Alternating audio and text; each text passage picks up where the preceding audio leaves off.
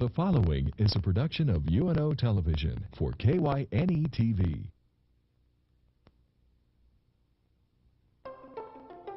Consider This with Carol Schrader, a news and information program recorded on the campus of the University of Nebraska at Omaha.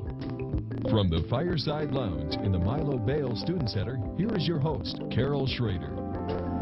Hello and welcome to UNO. Consider this, UFOs are real. Well, if you believe that, or at least think they're very possible, you're in the growing number of people in this country. Statistics show from the surveys that are taken that, I don't know if it's Star Trek or X-Files, but most of you are at least willing to believe it's a possibility. Well, my guests here think it's more than a possibility. With me today, and I'm pleased to have them, are John Foster. He's a retired engineer and a lifelong UFO contactee. I'll think about that for a minute while I introduce Dr. Jack Kasher. He is a professor of physics at UNO, and he's a believer from a scientific sense, in fact, and we'll go into that a little bit throughout the show. I think I've never met a contactee. Oh, you haven't? Never, you know, I've read about it, I've heard media. Before we get into detail, there are, by your count, by your personal knowledge and anecdotes, there are more than just you around. There in this, you know. Yes, right in eastern Nebraska, there are what I would say are many people that have had. Well, you're a very hot topic. People like you right now. We are. And people like Jack, who are analyzing video, NASA video regarding one thing or another. That's Most right. recently Mars, although that's not your particular bag. Yeah, that's another issue, but yeah, that's right. We're getting more and more videotapes so we can analyze them scientifically, and that part of it is really starting to grow. The reason, and we'll go over this later, that they bring this up is that there is a UFO Contact and You open forum a week from Saturday the 25th in Lincoln, and John is, I'm getting John and Jack mixed up, so forgive me. John is helping organize this. Yeah. So we thought we'd give you a little food for thought, and maybe this group meets once in a while and opens things up for the public to come and listen, and if nothing else, just enjoy. If you don't believe it, it's interesting fiction. Your personal contact, though, I mean, are we talking about a while back, or is this some recent revelation? Well, it's kind of a strange story. Can I have a little time to explain how it happened? Well, here? I think we could do that first, and then we're going to get to Jack, Okay. so don't feel left out. I won't. All right. I was an engineer most of my life in aerospace. I started in the nuclear field, and then I was a builder, home builder, and contractor for about 10 years. Went back into engineering. About 1981, my son-in-law and I said a prayer that we might be able to see a UFO. We were both wanted to see Yeah, we were both interested. And about 3 minutes later, one flew right over our heads. And of course, that made me wonder. We weren't shocked. I don't know why, but it made me wonder about how God was connected to UFOs. Well, I didn't see another one for a long time, and then in 1986, all of a sudden I began to remember experiences that had occurred in my past, and it was just a flood of recollection. The memories came back so fast, I was devastated. And the first witness that I called remembered, which told me that I was not psychotic or that I was having erroneous memories and that sort of thing. Anyway, over a period of time, there have been a few people that have come that remember the same experiences I do, and That were have with verified you, it. or similar, Yes, parallel that were with me. One unusual thing about my experiences is that I was never alone during the experiences, except for a few short periods. And for instance, I have a list of about 150 people I knew well that were with me during different times. And as an engineer, this just devastated me because I didn't remember. But I was told during my last experience, which coincidentally occurred in August of 1986, when we had a parting of the ways. Who had a parting of the ways? You and me? The so-called ETs and I began to get angry during the early 1980s when they showed up, and they gave me an option to terminate the experiences, and they said my decision would be final. Wait a minute, angry? What? Yes. That. Well, these are clandestine experiences that occur in real time, in real space, but they program you or hypnotize you some way so that you don't remember. And I can remember forgetting many experiences as they ended. So I was absolutely intrigued with what was going on, and you can imagine how it upset my life. So I began to dig into it and try to understand what had happened. And as a result, an enormous, complex, lengthy story came out when I put all of the bits and pieces of memory together and could come up with a purpose, several purposes and that sort of thing. They didn't want you to remember? Actually, during the last experience, they told me that was one of my objections, was that I couldn't remember during the experience or after the experiences, and they said if I remembered, it would negate the purpose of the experiences. Which would mean they were experimental or explorational on their part? Actually, they said they had been around since prehistory. They were active during the ancient Egyptian Empire, during biblical times, and more modern times. And they said they were responsible to a hierarchy and were not allowed to interfere with the affairs of humankind except at certain times in history, when things were going awry or when things were dangerous. This sounds like Gene Roddenberry or First Contact or something. Well, my story is somewhat unusual because the beings that I ran into are not the typical little big-eyed grays. Oh, and you have it with the... Yeah. They're different, they're what I call the lizard-like beings, and we do, I don't know if you have pictures of them, but well, I have done we're going to show that, pictures, some stuff in a second, but did you go into space? As far as I know, only once did I travel, and I don't remember. I remember leaving, and I remember returning, but I don't remember. I remember the stars going by the window, and that's the last thing I remember. Well, you've documented some of these in your own personal way through drawings and some sculptures. And some writings, yeah. We'll take a look at some of these and get a feel for them. Should be coming up soon. There we are. Okay, that was actually the experience that the first witness I called remembered. So he remembered this particular scene. And this was where? That was at Chadron State Park in Nebraska, about 1950s. Some of these other drawings are my view of what actually happened. And so far I have about 140 drawings that I've done. And I could do many, many more. I'm doing a manuscript, and I'm doing the drawings for illustrations for the manuscript. And this is a spaceship you saw? Yes, the little booth there was quite strange, and it actually somehow, and remember I'm an engineer, so I'm not dreaming this up, somehow that booth came down from out of the saucer, sat on the ground, and then we would hear a voice that would communicate with us, and we would eventually sit inside, and a lot of it had to do with something to do with the American Indians. This particular one is very interesting. Light shone down, and the other boys in the swimming pool could see my bones through my flesh. I looked very weird. They wanted me to see what they were seeing, so another boy took my place, and the light came down on him, and I could see his bones through his flesh. So you were young? I was about 7 years old there, yes. My goodness. This was sometimes the craft sometimes protected me. The adults at this campground were giving me trouble because they thought I was responsible for the craft to show up. And the craft a small craft came in, and they would swoop down over their heads and try to... Wait, nobody was scared or screamed or... Yeah, they were scared, you bet, and I was scared. Oh, this is more than one craft. This was at Camp Cedars near Fremont, Nebraska, during the Golden Arrow ceremony, and the disc-shaped craft showed up, which always showed up in a flight of 4 or 5, and that's these little guys here on the table.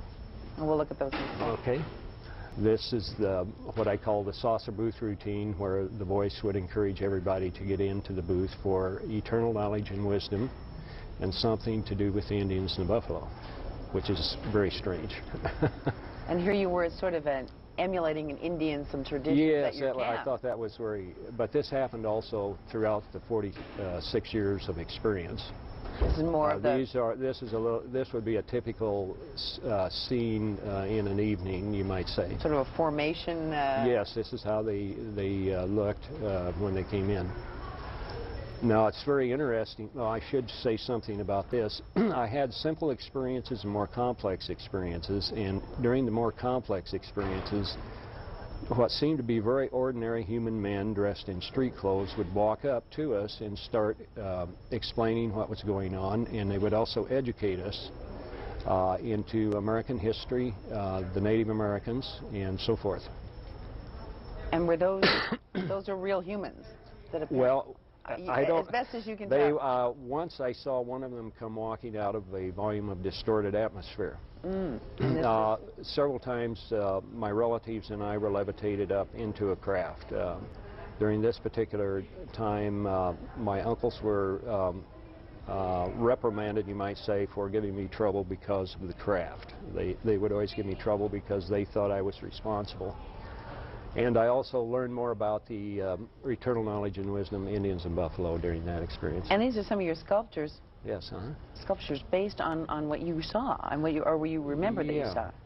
I thought that people could more readily identify with what I'm talking about if I had three-dimensional sculptures, yeah. Wow. Now, all of these had a certain routine normally that... That's the booth, the second from the right. The booth is the booth that you go into. And the teepee, which I assume is... That was always connected to an education about the American Indian or the Native Americans. Okay. Wow, and that looks like a sort of igloo or something. That one was an educational type object. The one on the right was the elongated saucer. Now, I actually, you can believe this or not, went on time travels into the future, and every time this craft showed up, there would be the same human individuals on board. And they would take us into the future at certain locations, primarily in eastern Nebraska, and show us what we were to do in the future. And what is that? Well, I need to finish that real quickly. After my recollections in 1987, I actually met those people that I had traveled with during the 1950s time travels. And the information we exchanged verified that we had actually dealt with the same intelligence, and it was verified down to the scientific, the minute scientific details. This is what I call the coffin, and it was extremely strange, and I would have to take too much time, I think, to explain how it was connected. Okay, well, we won't go into that. And now that, all right, we'll come back out here, and we'll put you on hold for a second, because we come from the personal anecdotal side. Now we're going to go to Dr. Kasher. Now, you approached this from, you've had no personal contact. No, not really. All right, just for the record. Yeah. But you are an academician, and how did you get, obviously you had a personal interest in this, but how did you marry your interest with getting sort of academically involved from a research point of view? Well, about 10, 12 years ago, for some reason, I got very interested in UFOs and started reading a lot about them. And of course, as I did that, I always thought about it from my own personal point of view, which is as a scientist. And so I reactivated my membership in the Mutual UFO Network, and I'm now a physics consultant for them. That's a group of 5,000 or 6,000 people internationally dedicated to the scientific study of UFOs. Well, we're going to get into your video in just a second, but it's really hot right now because of the whole Mars thing. That's right, yeah. NASA is now taking closer pictures of a region called Cydonia. There were a couple pictures taken in 1976, very far away with 100-meter resolution, so right on the limits of being able to figure out what we're looking at. And it looks like a very large face that may have been crafted by some pyramids civilization. And what they call a fortress and that's all right, kinds of... in a city, and it's the arrangement of all the things that are there, too, that are very interesting. So a lot of really good science has gone into looking at this area and indicating that it's worth taking a look at with better resolution to see if there really is something there. But there was huge disappointment with some recent pictures That's right. shot by... Yeah, NASA was very nice about accommodating us in taking pictures, and the picture of the face has come in now. From a certain angle, it does look like just a natural structure. The jury is still out. I'd like to wait myself until I see all the pictures that they take, but that's certainly the appearance, and they've taken one just a couple days ago of the region of the city. I haven't seen any reaction on that yet. Now, show me your book for a second, and we'll explain that. This is the Journal of UFO Studies. It's a refereed academic journal and published, and academicians are encouraged to write articles that pertain to UFOs. And so I analyzed a videotape that was taken from Space Shuttle Discovery, and we can take a look at that. We can look at that, and I wrote a 70-page article in this journal indicating that what we're going to see on the video were actually probably spacecraft out in space away from the shuttle and not ice particles close. Now here's the video here, really pretty picture that is being taken from the shuttle. The sky is on the upper left, the Earth is the lower upper right. What year is this? This was 1991. Okay. And the Earth is the lower left, and you can see several little interesting dots there. And the one in particular that we're going to be interested in is in that yellow circle. It's going to appear pretty soon. And there it is right there. It's going to move up and to the left. There will be a couple flashes on the lower left side of the screen. Apparently in reaction to that, the object will cut back sharply to the right. And if you watch closely, there will be a streak that will come through the region that it has just left. Okay, watch this. It's fascinating. The flash, double flash is about to come. There's the double flash. There it goes. And there goes the streak right through. And what you really can't see or notice, because we're looking at a lot of different things here, is that there are some objects on the right that react. There was a second streak that went through on the right. There are probably 6 to 8 different objects that move in a funny fashion and react and accelerate in different directions. Do we know where above the Earth that allegedly is? This was down probably off the coast of Australia. Okay. Okay, here's a little different. Here's a computer-enhanced close-up of that. In the circle, you're going to have the dot appear and move up to the left, and you'll be able to see the streak really pretty well this time. It's going to see a double flash lower left, and then it'll accelerate back up to the right, and then the streak will go through.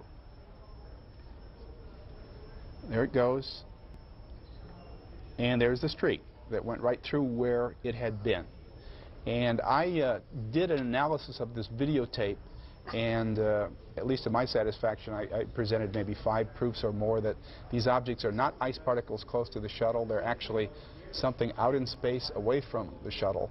And by process of elimination, they're not meteors, they're not satellites, and they're not comets, certainly, and space junk. And so really the only viable option is that they're actual spacecraft out in space. They change direction. At times they're clearly above the Earth's atmosphere, and they accelerate. And so that's my definition of spacecraft. Well, I know you've been called upon nationally to comment on this particular specialty of yours, or this item, and other things.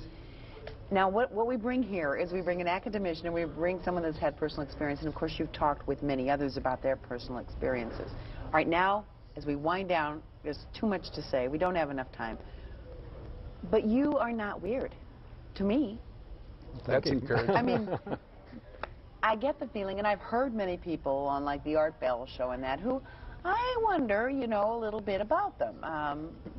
They'll sound okay for a while, and then they'll sound kind of flippy. They're gone. Mm-hmm. Right. But you are normal people, and when people find out that you're interested, I'm sure all kinds of people come out of the woodwork and just jabber to no end about this and that and everything. But you're having meaningful conversations in both the scientific world and the world at large about these things. Are people getting more interested? I've noticed a big increase in interest. I've been giving UFO talks for 10 or 12 years. When I first started, I just tried to get people to at least be open to the possibility there may be some grain of truth in what I'm talking about. Now, people are right there with me, and I can sense that they're listening and considering it seriously. And after every talk that I give, someone comes up afterwards and tells me about experiences. I gave a talk to non-commissioned officers at Offutt Air Force Base last fall. And I had 1 or 2 of them come up afterwards and tell me their experiences with UFOs. And that happens all the time. In fact, many military personnel, maybe it's because if there are aliens, that they're attracted to what we're doing from a military or scientific viewpoint, but there are lots of stories. I've had people tell me, too, that have been in the military, and of course they don't want to say anything. That's right. They're very careful. And don't get me started. I'll start my 2-hour lecture, but there's a lot I could tell you about Russia, Russian military. They're very open about it in Russia and things that have happened. I was going to ask that. And there's this alleged conspiracy to keep a cap on it, or at least not be as open, you know, that Area 51 and Roswell and all that, you know, that the Air Force has been keeping a cap on that. Do you feel that's true? You said Russia's more open? People often ask me whether I believe there's a government cover-up of UFO information. The answer I give is that it's really not a matter of what I believe. There is a government cover-up. It's a matter of court record. There are classified documents that deal with UFOs. Judges have ruled that it would be detrimental to national security to release the information in those documents. So it's not a matter of whether there's a cover-up. It's what being covered up. It's a matter of court record. It's a fact that there is. I might say that this really hurts people like me because of our credibility. In other words, it's not recognized officially, the personal experiences. So we sort of feel like outcasts. And but there are very credible stories, and there are multiple witnesses to a lot of encounters. What? I keep hearing this. This is detrimental to sort of our congregate sanity.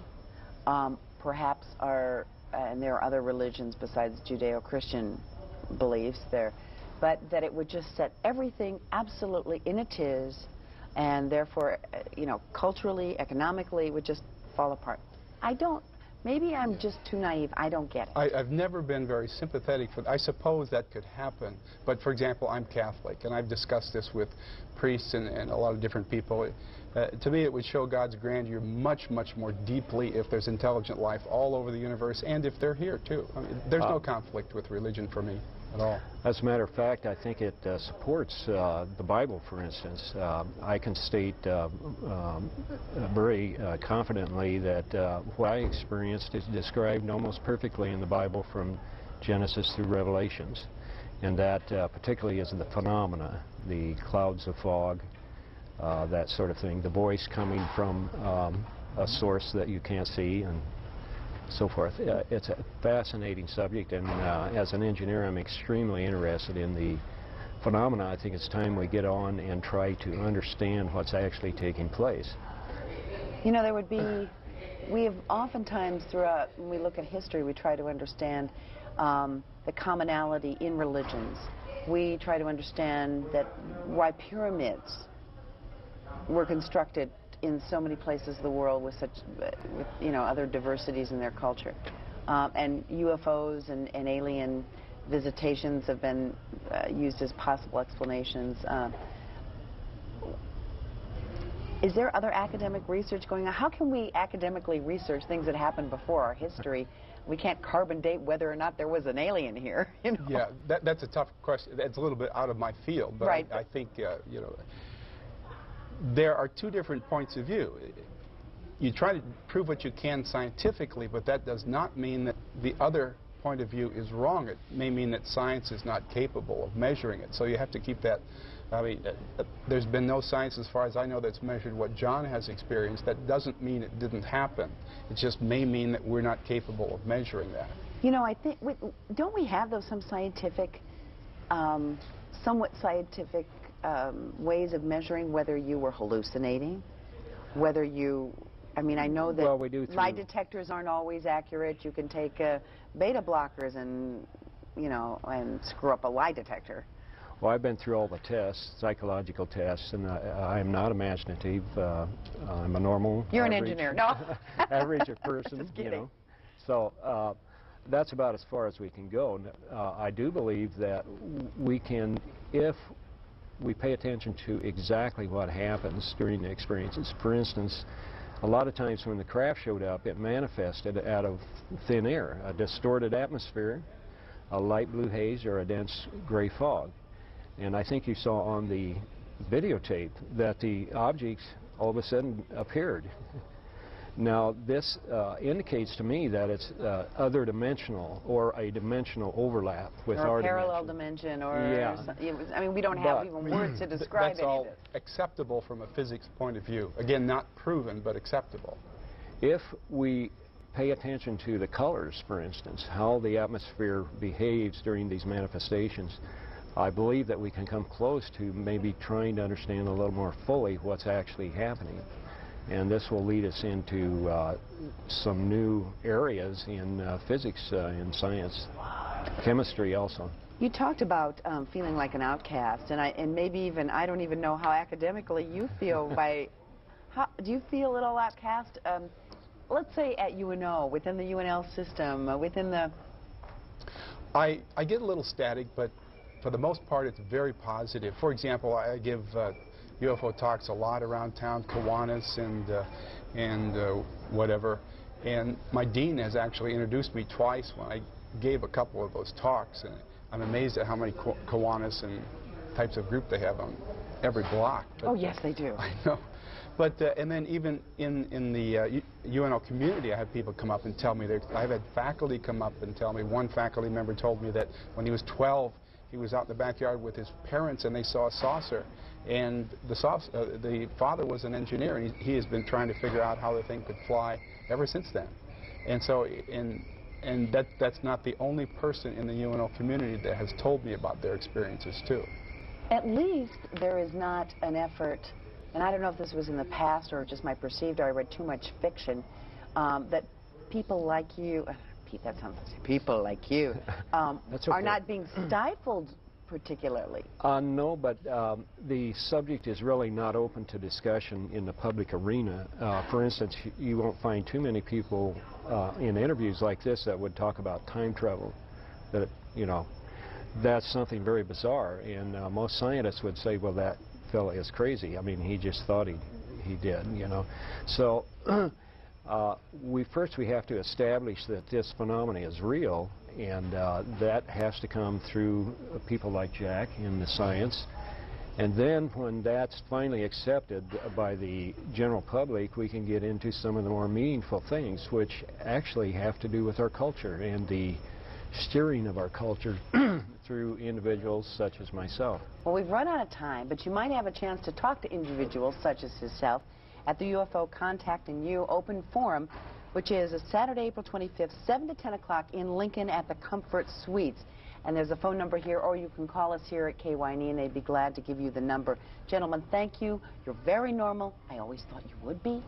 And I want to thank you for joining us, at least starting a discussion that this isn't something that's on the weird shows and Star Trek and First Contact, that to you it is alive and well and happening That's right. here. Thank you, Carol. Thank you very much, John and Jack. You bet. And thank you for joining us today on Consider This.